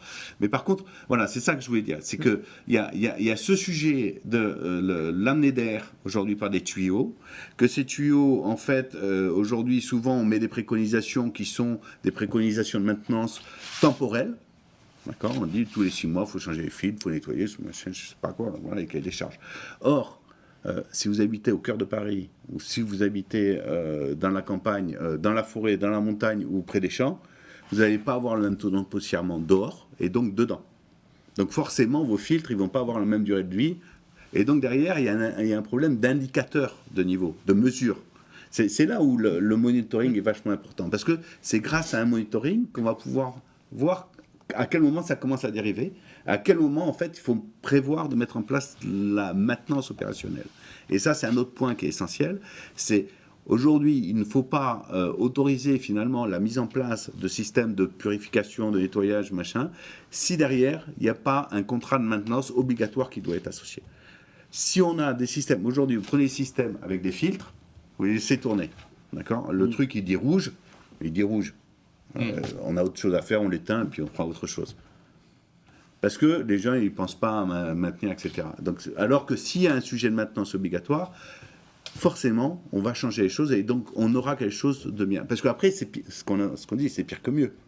Parce que quand on a un système qui est chargé, qui explose... Là, il faut vraiment, du coup, que les entreprises de propreté, elles travaillent de concert à ce moment-là avec les spécialistes de la maintenance technique. On a évoqué beaucoup de solutions de traitement.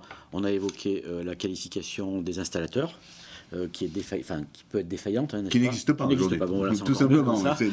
La qualification des installateurs, on a parlé de la chimie, de l'alternative, on a parlé des méthodes, on a parlé des traitements des gaines, hein, n'est-ce pas, et de leur traitement sur la partie désinfection.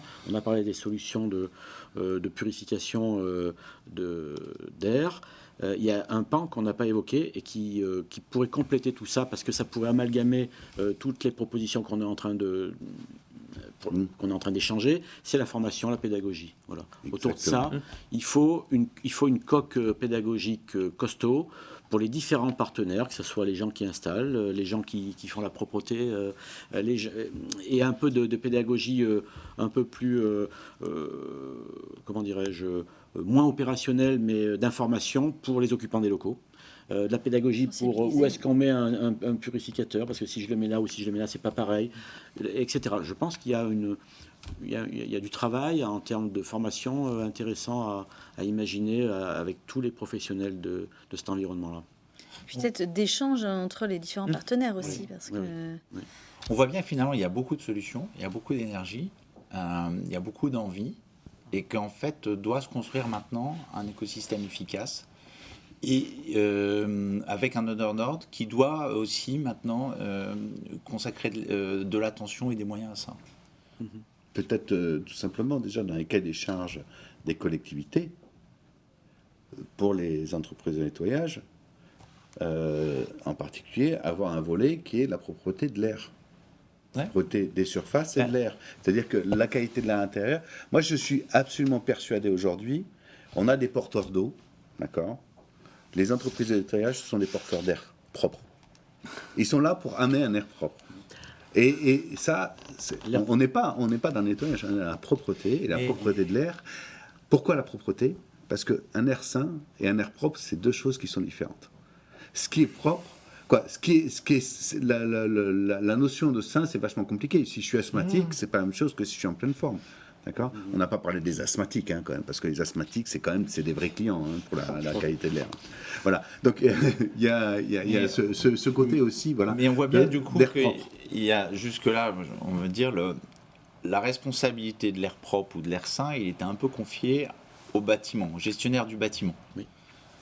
Voilà, la démarche qui est en train de se mettre en place qui doit se mettre en place du côté des sociétés de propreté, ce que GSF nous raconte aujourd'hui comme démarche, c'est justement qui a la charge de garantir ce service quand il n'est pas directement en lien avec le bâtiment et les infrastructures lourdes du bâtiment.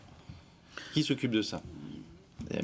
Là, alors Antoine Rouly, j'aimerais bien que vous nous parliez un peu de votre expérience, parce que finalement, vous travaillez beaucoup pour des entreprises spécialisées dans l'installation de réseaux. C'est ce que j'allais dire, à mon avis, il manque quelqu'un autour de la table, en fait, c'est quelqu'un qui représente le monde de la maintenance en génie climatique, parce que moi je les connais très bien, ce sont nos clients quasiment pour les 3/4, des sociétés donc, qui ont des contrats de maintenance multitechniques, mais vraiment orientés génie climatique, on parle de CVC, chauffage, ventilation, climatisation, et c'est eux qui sont les garants du bon fonctionnement du système de ventilation. Nous par les partenariats qu'on a avec eux chez Clignol, on est le garant de la propreté du système. Eux sont le garant du fait que le système fonctionne, au sens plus mécanique du terme. Mais donc, qui dit mécanique, dit aussi fonctionnement des débits, cohérence des débits, par exemple, par rapport au taux d'occupation des locaux. Donc, ça c'est des sociétés qui ont un rôle majeur, à mon sens. Là, il faudrait vraiment une coopération entre les différents acteurs, que ce soit technique, service. D'autant qu'en fait, il y a quand même quelque chose qui est très compliqué. C'est comme si je reprends l'article, impact sur le climat, impact sur la santé. Si vous allez dans un bâtiment, quand vous ventilez, vous consommez de l'énergie. D'accord ? Mais par contre, quand vous ventilez, vous amenez aussi finalement un renouveau. Alors d'air neuf, le problème c'est souvent on parle encore d'air neuf, alors qu'il faudrait parler d'air propre, de volume d'air propre, d'accord ? Et c'est là où il y a tout le sens, parce que si on passe sur un volume d'air propre, on n'est pas obligé de faire que de l'entrée d'air neuf. On peut faire un air neuf, nettoyé, et donc derrière avoir des approches qui vont permettre de minimiser les consommations énergétiques, tout en gardant finalement une bonne qualité de l'air, une bonne propreté de l'air. D'accord ? Et donc, quelque part, à un moment donné, c'est vers là où il faut se diriger, c'est-à-dire c'est définir ce que c'est qu'un air propre, et ensuite arriver à maintenir cet air propre en présence des personnes, parce que s'il n'y a personne, à la limite, peu importe, d'accord, on n'a pas besoin de ventiler, on n'a pas besoin de nettoyer, et tout ça en minimisant l'énergie, c'est-à-dire que l'énergie est au service du bien-être de la personne. Le bien-être, c'est un confort à la fois physique et sanitaire. Vous voyez ce que je veux dire ? C'est-à-dire qu'il faut être bien, faut être bon en santé et être bien installé, et là, on est plutôt dans une bulle de bien-être, et c'est ça qu'il faut atteindre. Et donc mettre l'énergie au service de ça en la minimisant, et pas l'inverse. C'est-à-dire qu'aujourd'hui, la stratégie, c'est la RE 2020. Donc avant c'était la RT, donc c'est le règlement thermique, maintenant c'est le règlement énergétique, je crois, ou environnemental, 2020, où la qualité de l'air n'existe pas. Alors là, il y a deux trucs sur la qualité de l'air quand même. S'il y a un truc qui était pas mal, c'est que maintenant, dans les installations neuves, on est obligé de contrôler, je crois, les débits de ventilation. C'est-à-dire qu'il y a un contrôle maintenant, mais sur 2020, c'est-à-dire que ça commence à être mis en œuvre. On commence seulement à avoir une obligation de contrôle des débits d'air fournis par les systèmes de ventilation. Donc vous voyez qu'il y a du travail à faire. On commence à contrôler l'état de propreté des réseaux avant mise en service, mais on est au balbutiement. Et par contre, on est toujours dans le mauvais sens. C'est-à-dire que c'est pas l'homme qui est au centre du système, c'est l'énergie. Mais là, on parle de contrôle, certes, et effectivement, il faut inverser peut-être le cycle. J'ai envie de dire qu'un des sujets nouveaux quand même autour de la qualité de l'air dans les espaces communs, c'est la qualité des intervenants. C'est-à-dire que quand je dis intervenants, c'est les sociétés qui en chargent la maintenance, les sociétés qui en chargent la propreté, les industriels qui produisent des équipements. C'est-à-dire qu'en fait, pour la première fois, quand même, on est en train de parler de quelque chose qui est invisible, qui est juste perceptible par le nez ou par une fois qu'on est en mauvaise santé, asthmatique, etc. Mais globalement, c'est un univers qui peut laisser la place à beaucoup de fausses promesses. Et aujourd'hui, se dire on fait des contrôles et on met en place ensuite des prestations, ça n'aurait aucun sens si on ne s'assure pas que les gens qui vont intervenir sont des sociétés organisées, qui sont là dans le temps pour assumer leurs responsabilités, qui ont des processus, qui investissent dans la formation. Et si je me place du côté de l'industriel, qui choisissent des composants très spécifiques, fiables, réparables. On n'est plus, ça met quand même de côté des activités low cost, du produit éphémère. Parce que j'imagine, je ne suis pas expert, mais j'imagine la biochimie ou tous les process innovants autour de la vapeur, etc., dont vous parliez, Laurent, ça coûte probablement plus cher que les formules classiques. Ça coûte. Je pense qu'il faut regarder le coût total d'acquisition de ces solutions-là. Peut-être que ça coûte cher au début, encore je ne suis pas convaincu. Par contre, sur la durée, si on réduit le taux d'absentéisme, ça se mesure difficilement, ça j'admets, de nos propres salariés déjà, parce que nous on prend soin avant tout. Je voulais qu'on revienne un peu aussi là-dessus, parce que c'est vrai qu'il y a un impact fort pour les entreprises de propreté qui ont du mal à recruter, qui veulent quand même de plus en plus offrir des bonnes conditions de travail à leurs agents. Voilà. Donc ça passe par proposer de... Oui, ça passe par la santé et sécurité de nos salariés. Voilà. Donc évidemment, sur la durée, je ne suis pas sûr que ça coûte bien plus cher. Je pense qu'on est même... on a y gagné si on garantit la santé et sécurité de nos opérateurs, des occupants des locaux de nos clients. Alors justement, pour un peu synthétiser tout ce qu'on a dit ce matin, par rapport à l'offre que peuvent proposer les entreprises de propreté, je dirais à leur niveau dans un premier temps, évidemment on peut imaginer des partenariats avec une entreprise spécialisée, avec un bureau d'études, avec un industriel, mais est-ce que c'est quand même pas différenciant aussi pour une entreprise de propreté d'avoir cette approche de sensibilisation de la qualité de l'air intérieur? Est-ce qu'elles ne doivent pas, au lieu d'attendre qu'on leur pose la question, qu'on les sollicite là-dessus, est-ce qu'elles ne peuvent pas être un peu proactives sur ce sujet? Ça peut être une offre différenciante, ça j'en suis convaincu. Mais la première des choses, avant tout, c'est l'écoute et la confiance qu'on doit avoir avec notre client. L'écoute, parce qu'on va écouter un petit peu ses problématiques, ses irritants, c'est le cas de le dire, pour l'air, mais pas que pour l'air. Et c'est à l'issue d'un diagnostic de ce type-là, on imagine le parcours de ces occupants tout au long d'une journée. Ils arrivent dans un espace gare, ils vont aller à la salle de pause, il va y avoir, etc. Donc, par cette écoute, on peut créer une offre différenciante si on maîtrise bien les besoins, attentes et ses irritants. Et évidemment, c'est vrai pour tous les services qu'on est amené à proposer, et ça va devenir de plus en plus vrai pour la maîtrise de la qualité de l'air, même si, en toute modestie, et je pense que mes confrères diraient la même chose, nous ne sommes pas, à mon avis, nous ne sommes qu'une petite partie des acteurs majeurs dans cette approche globale de la qualité de l'air. On a besoin, autour d'un atelier, le monde de la propreté a besoin des gens comme vous, messieurs, autour de la table. On a besoin des gens spécialistes de l'aérolique, on a besoin des gens spécialistes du traitement par purification de l'air et mobile. On a besoin des gens qui s'occupent des gaines, parce que c'est par là qu'arrive l'amener d'air. On a besoin aussi des gens qui s'occupent du chaud-froid climatisation. Un atelier est plus que recommandé pour préparer tout ça. Voilà. Mais la première chose, c'est bien écouter les irritants et être capable d'amener à partir de là des solutions par rapport à une bonne compréhension de l'environnement du client. Est-ce que c'est un peu exagéré de dire que plus que jamais, on va s'occuper des occupants et de la vie dans les bâtiments? C'est sûr, c'est vraiment la tendance. On va mettre l'occupant des locaux au cœur des préoccupations. C'est pas la loi. Alors, juste avant de passer aux questions, je vous rappelle que l'émission sera disponible en replay pour ceux qui veulent la voir ou la revoir. À présent, il est temps de donner la parole à nos internautes. Oui, bonjour. Alors, quelques questions dans le chat durant cette émission. Alors, avec des questions très diverses. Hein. Une première question à nos invités. Ne peut-on pas jouer sur le document unique d'évaluation des risques professionnels pour faire appliquer le traitement d'air ou en tout cas appliquer des mesures de qualité sur l'air dans les entreprises ? Moi, je trouve que j'y avais pas pensé jusqu'à là. Je pensais intégrer ça dans les certificats d'économie d'énergie et de qualité de l'air, ou de énergie et sobriété énergétique et efficacité sanitaire. Le document unique, au final, compte tenu de la réglementation, ça pourrait être en effet un levier réglementaire intéressant à étudier. Et d'ailleurs, je vais reprendre l'idée, je vais la soumettre. C'est, je sais pas, très pertinent comme question. C'est pertinent. Nous, on a régulièrement des demandes qui viennent de CHSCT. Donc, c'est complètement en corrélation. Ouais. Ouais, c'est très...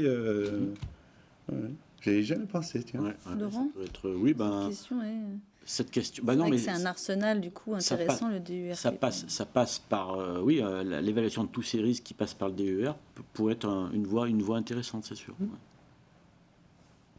Alors, on passe peut-être sur une question un peu plus technique. Il a été évoqué la question de l'impact des produits de nettoyage sur la qualité de l'air. On a une question sur l'impact des frictions de gel hydroalcoolique en milieu hospitalier sur la QAI. Est-ce qu'il a été constaté, est-ce que vous avez pu constater un pic comme pour les produits de nettoyage ? Alors, l'alcool isopropylique, l'éthanol est un COV naturel. Il y a des COV qui sont d'origine humaine, qui ont été fabriqués, et il y a des COV d'origine naturelle. Donc, effectivement, ça pourrait, mais pratiquer des mesures sur la friction, peut-être les établissements de santé l'ont fait. Moi, j'ai pas de data là-dessus, et j'ai pas de retour d'expérience sur la friction du gel hydroalcoolique et du relargage possible de COV. Alors, en fait, il faut le problématique sur la même chose, on prend des moyennes, et donc avec les moyennes, on fait un peu tout. Les particules, c'est de la moyenne. Ce qui est important, c'est quoi l'impact sanitaire de la particule en tant que telle ? C'est-à-dire est-ce que la chimie, il y a la particule qui pénètre, donc qui est un vecteur de pénétration, et ensuite, qu'est-ce qu'elle contient ? L'alcool, bon, si on en prend quelques quantités un peu trop ou trop longtemps, c'est une drogue. Mais c'est la dose qui fait le poison. À très faible dose, c'est pas donc la particule en tant que telle d'alcool n'est pas forcément nocive. Après, si elle contient des micro-organismes, etc. Donc en fait, il y a toute cette différence à avoir. Alors, est-ce que c'est intéressant de savoir est-ce qu'on va émettre des particules en se lavant les mains ? Si on en émet, ça sera quand même en quantité infinitésimale par rapport à la dilution très rapide qui va avoir lieu. Donc je pense que si ces études n'ont pas été faites, c'est tout simplement parce que peut-être que l'enjeu qui est associé est très marginal. Est-ce qu'on peut peut-être dire un mot sur le secteur de la santé à ce moment-là, par rapport à eux, justement, leurs préoccupations sur la qualité de l'air intérieur ? Vous avez un peu des retours là-dessus ? C'est pas les plus... pour notre part, c'est pas les gens qui émettent le plus de questions sur la qualité de l'air intérieur. Ils ont déjà une maîtrise eux-mêmes de leur air intérieur qui est assez conséquente. Ils sont très focus sur l'environnement dans les salles de soins et les blocs opératoires. Donc là, on amènera à mon avis, on ne discute pas avec eux sur ces problématiques-là, puisque déjà très protégés. Sur les lieux d'hébergement, je pense aux chambres d'isolement, il n'y a pas de débat, parce qu'une chambre en isolement, elle est forcément protégée. Il y a les salles d'attente qui sont un sujet, à mon avis. Oui, mais aujourd'hui, je vous dis, on n'évoque pas ces sujets-là avec nos clients de ces environnements-là. Oui, ils se préoccupent peut-être plus des infections nosocomiales que... Oui, et puis il y a même l'effet inverse parfois, et je peux tout à fait comprendre, c'est-à-dire, on nous demande parfois de mettre des surodorants, donc composés organiques volatiles, mais je comprends, c'est un bénéfice-risque, dans des zones qui accueillent, par exemple, des zones de néonatologie, enfin d'enfants hospitalisés, parce que on aime leur diffuser un air agréable. Pareil chez des personnes personnes âgées. Donc c'est un compromis entre le confort, le bien-être et le risque sanitaire. Mais si c'est bien mesuré, le risque sanitaire, on peut pas être tout blanc ou tout noir. Il faut aussi faire des concessions. Donc je peux comprendre que quelqu'un qui... vous intervenez Alors, je voulais justement apporter une remarque. Vous parlez du lien finalement entre le milieu médical et nos métiers. Nous, pour notre part, dans la maîtrise de la qualité de l'air, on a longtemps souffert, et aujourd'hui c'est quand même pas encore au point, d'une absence de références et de textes référentiels en la matière. On l'a dit, il n'y a pas de loi aujourd'hui. En cette absence de texte, on s'est longtemps appuyé sur les référentiels qui existaient dans le domaine médical, via l'ASPEC, qui est l'Association pour la prévention et l'étude de la contamination, et via le domaine des salles blanches. C'est-à-dire qu'en fait, aujourd'hui, beaucoup de procédés qui sont appliqués aujourd'hui, alors chez Clinel en particulier, puisqu'on s'attache justement à aller vraiment dans la qualité de prestation, beaucoup de nos process s'appuient sur les recommandations de la norme 14644, qui est la norme référentielle pour les salles blanches. Donc ça a été quand même adapté à des milieux un peu moins contraignants, un peu moins drastiques que l'environnement de milieu tertiaire. Néanmoins, ça part de là en fait. Et je reprends ce que disait Laurent tout à l'heure, Thierry, pardon, sur le fait que ces derniers temps, on met en vitrine des métiers qui existent depuis longtemps en fait. Et on met en avant des questions qui se posent depuis longtemps, mais qui ont été un peu mises sur le devant de la scène par le Covid.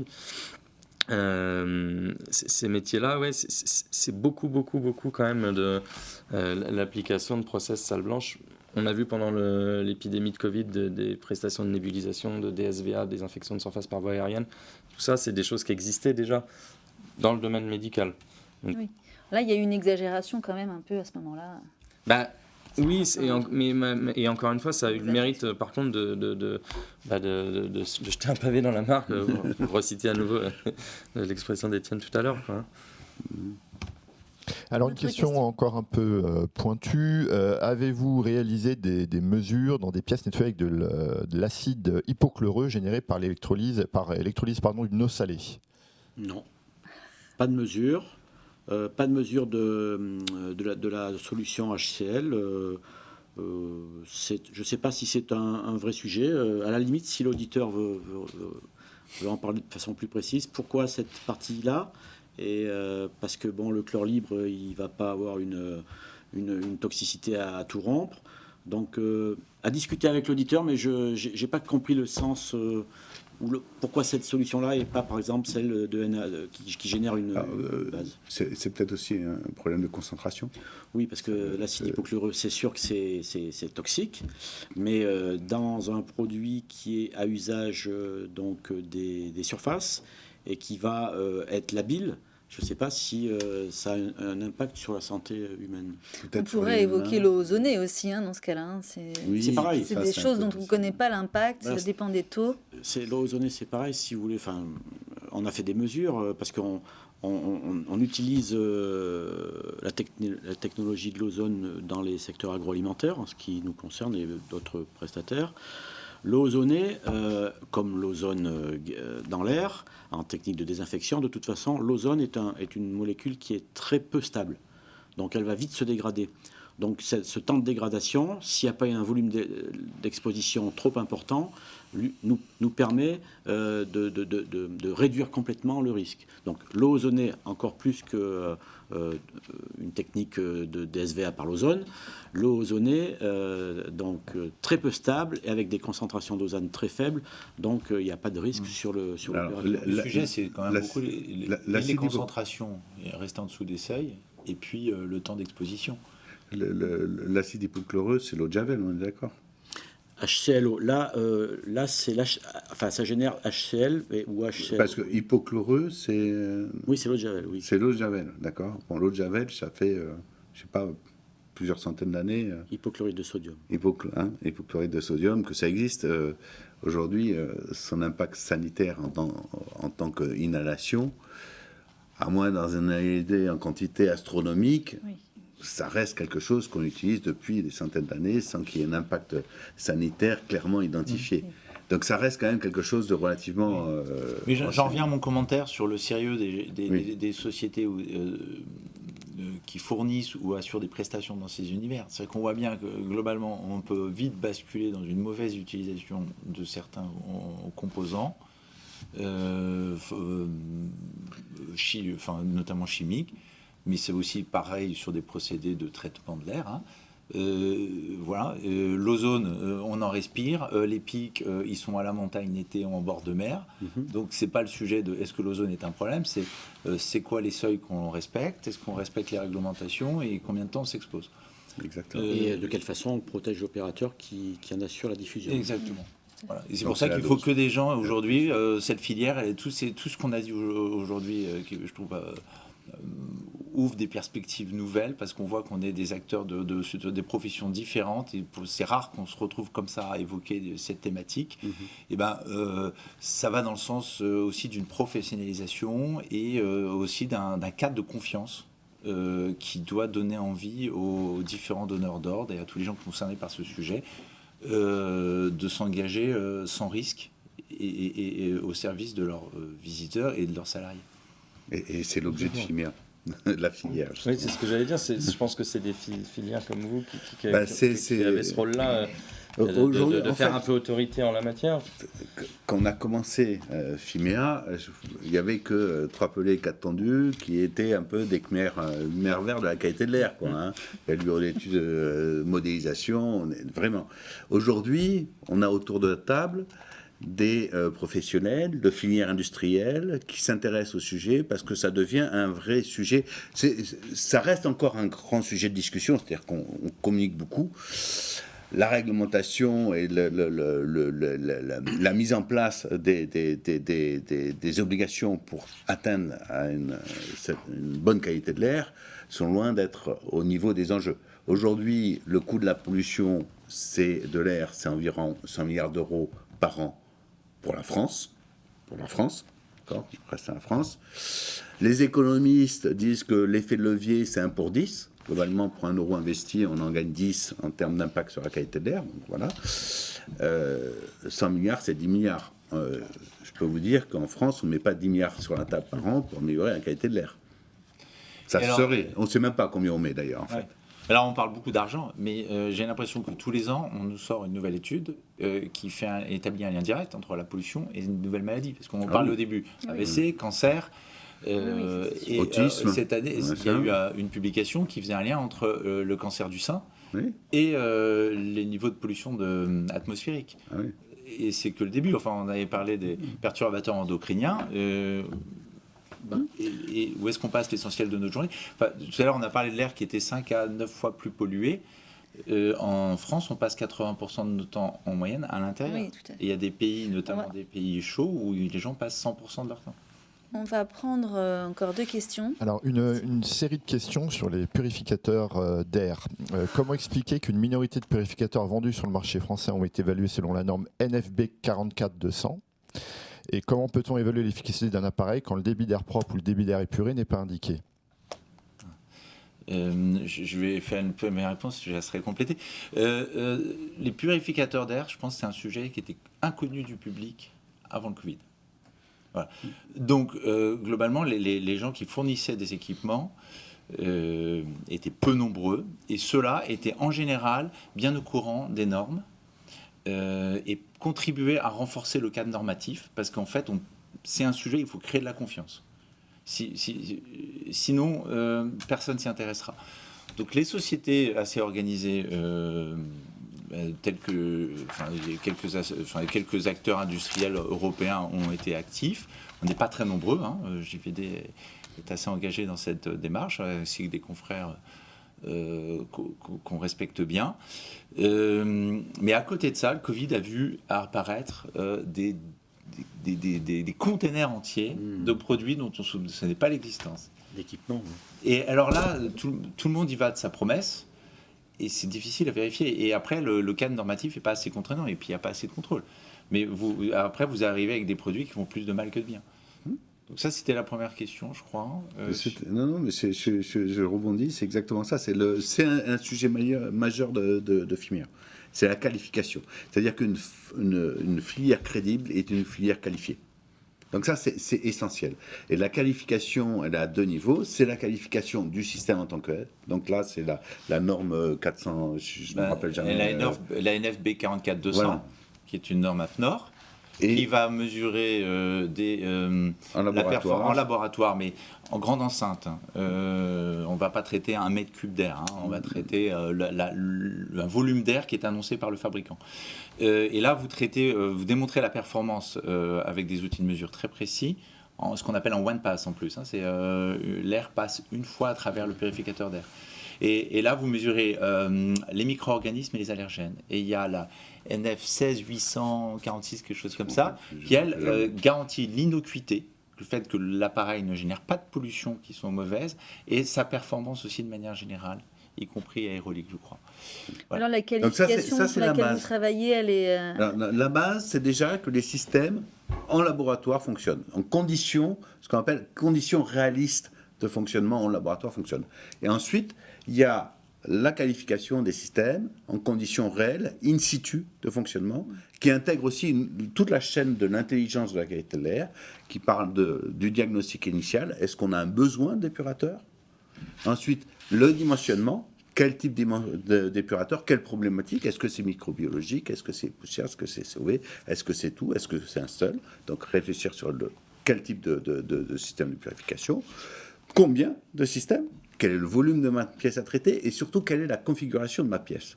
Pour un même volume, si j'ai 12 espaces, il me faudra 12 systèmes. D'accord. C'est comme pour l'AIFI.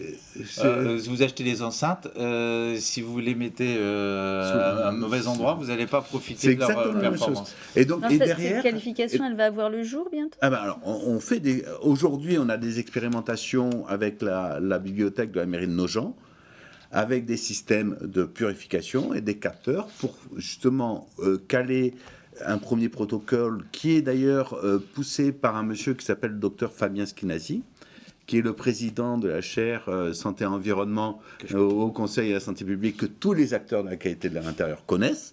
C'est Monsieur Qualité de l'air intérieur. Voilà. Et qui nous accompagne pour définir ce protocole allant du diagnostic jusqu'à la livraison. Et on est en train de discuter justement avec l'ADEME pour financer de façon un peu plus forte le développement de ce protocole qui apporte aussi finalement une composante ingénierie de la qualité de l'air. C'est-à-dire que ça ne sert à rien d'avoir des instruments derrière si on est incapable de faire quelque chose de propre derrière. Et donc ça, c'est de l'ingénierie, c'est le service. On qualifie les systèmes, on qualifie les services, on qualifie les procédés, on qualifie la filière et on devient crédible. Il aurait pu y avoir une question sur est-ce qu'il y a des représentants de la santé publique, mais vous y avez répondu. Voilà. Alors la dernière question peut-être. Alors une question toujours sur les purificateurs. On évoque notamment une actualité récente de la région Rhône-Alpes qui a financé l'achat de près de 2500 appareils. La question c'est qui va assurer la maintenance de ces appareils, qui va remplacer les filtres EPA, qui va vérifier leur intégrité, leur étanchéité, et n'est-ce pas le rôle des entreprises de propreté de prendre en charge la surveillance de ces appareils? Je vais faire un commentaire en tant qu'industriel, parce qu'effectivement, il y a quand même cette décision qui est louable, mais elle était quand même animée d'une ambition politique, puisque c'était au moment où tout le monde s'est mis à vouloir chahuter le gouvernement, parce qu'à Berlin, ils mettaient des purificateurs dans les écoles et pas en France, etc. Donc il y a eu une subvention massive qui a fait que plein de produits, alors de qualité assez douteuse aussi, même s'il y a quand même quelques gros acteurs qui sont mieux. Mais ça a été fait justement sans prendre en compte l'avis de leur installation déjà, où les installer, leur exploitation, leur entretien. Et moi, je parie que ces produits sont déjà pour la plupart dans des saturés dans les placards. ou dans des placards. Mais comme les capteurs de CO2, les capteurs de CO2, là, il y a eu 20 millions d'euros pour équiper les écoles de capteurs de CO2. On leur a dit c'est 50 balles. Ils sont allés sur Amazon, ils ont acheté 3 capteurs et ils ont mis pendant 15 jours. Les professeurs, ils en ont eu marre de les utiliser, ils ont mis dans les placards. Aujourd'hui, ils servent plus à rien. Alors sur la possibilité que les entreprises de propreté se saisissent de ce type. La réponse, elle est simple. Quand on travaille dans, je m'adresse là aussi à Antoine, quand on travaille dans les gaines, c'est un vrai métier de s'occuper des filtres. Donc la réponse est peut-être, mais ça ne sera sûrement pas sans acquisition de compétences. Ça, je peux vous le garantir, on ne va pas le faire en claquant du doigt. Ça sera l'objet certainement d'une prochaine émission, peut-être. La remarque que je faisais tout à l'heure sur les sociétés de maintenance en génie climatique. À quel moment on considère à qui revient la responsabilité du coup de la qualité de l'air? C'est dommage qu'il n'y ait pas l'analyse de toute la chaîne de valeur de ces équipements-là, comme vous venez de le signaler, parce qu'on doit penser à la maintenance, on doit penser au remplacement. Bon, c'est la maintenance. à la mise en condition opérationnelle en permanence. Donc oui, il y a sans doute un trou dans la raquette, mais il doit être complété par quelqu'un de compétent en tout cas. Moi, je pense que la filière de la qualité de l'air a besoin d'un moteur économique, d'un vecteur économique. Je suis intimement persuadé que les entreprises de nettoyage, qu'on voit arriver d'ailleurs régulièrement dans FIMEA, ont un rôle majeur à jouer. Parce que, comme je vous le disais, ça apporte déjà en termes de communication, de marketing, on apporte un air propre. Donc on apporte derrière aussi au patron la possibilité de justifier un air propre qu'il va faire éventuellement ramener. Donc déjà, en termes d'image, ça peut être très fort. Et puis il y a une autre chose aussi, c'est qu'en général, c'est l'action qui devance la réglementation. Vous avez un rôle à jouer pour mettre en place un indicateur de ce que c'est un air propre. Ça, je peux vous aider. Moi, j'avais déposé un brevet en 2009 là-dessus. Je ne le soutiens plus. Je vous le mets à votre disposition. Vous définissez ce que c'est un air propre. Vous mettez en place des actions pour adresser cet indicateur. Derrière, vous avez un indicateur qui commence à être, d'ailleurs, c'est un peu vrai, mais un indicateur qui intègre aussi les COV, parce que ça, c'est le plus compliqué, c'est d'adresser les COV en termes de métrologie aujourd'hui. Et derrière, vous avez aussi quelque chose qui va permettre de donner finalement aux acteurs, parce que les acteurs publics ne font pas de réglementation, parce que derrière, il y a le privé ou l'activité privée ne génère pas une demande de réglementation. Non, c'est que le public.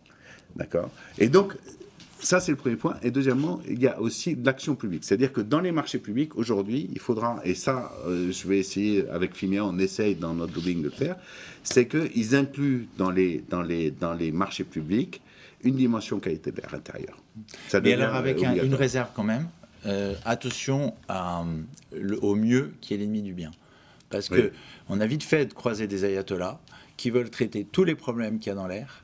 Et ça, c'est un sujet, c'est comme sauver la planète d'ici 2030. C'est-à-dire qu'à un moment donné, déjà, assurons-nous que des gens sérieux opèrent des actions sérieuses avec des équipements sérieux pour abaisser le niveau, réaliser un bon abattement des pollutions et des contaminants, qu'on produise le moins de pollution possible, mais ne cherchons pas une espèce de Saint Graal qu'on aura du mal, le truc, parce que de toute façon, l'air, c'est instable et ça change tout le temps en fonction des circulations. Mais par contre, il faut adresser la mesure. Oui, complètement. Une surveillance. Si je peux me permettre, c'est un travail collaboratif. Les acteurs sont multiples. Il n'y a pas que les entreprises de propreté. Il faut vraiment s'entourer de compétences. Ça ne se prend pas à la légère. La maîtrise n'est pas la même que sur des surfaces, par exemple. Donc, les compétences, il faut les acquérir. Et il ne faut pas vendre de l'air, c'est le cas de le dire. Hein. Il faut être très précis. Il faut être très précis dans ce qu'on va adresser. Je pense qu'il faut être très précis dans ce qu'on va adresser. Et ça demande vraiment un atelier collaboratif avec toutes les parties prenantes qui sont, eux, des spécialistes, par contre. Nous allons maintenant clôturer ce débat. Merci à tous les quatre ainsi qu'à notre partenaire. Merci à vous de nous avoir suivis. Vous pouvez retrouver l'émission en replay. Je vous souhaite une bonne journée. Je vous donne rendez-vous prochainement pour une émission sur la gestion des déchets.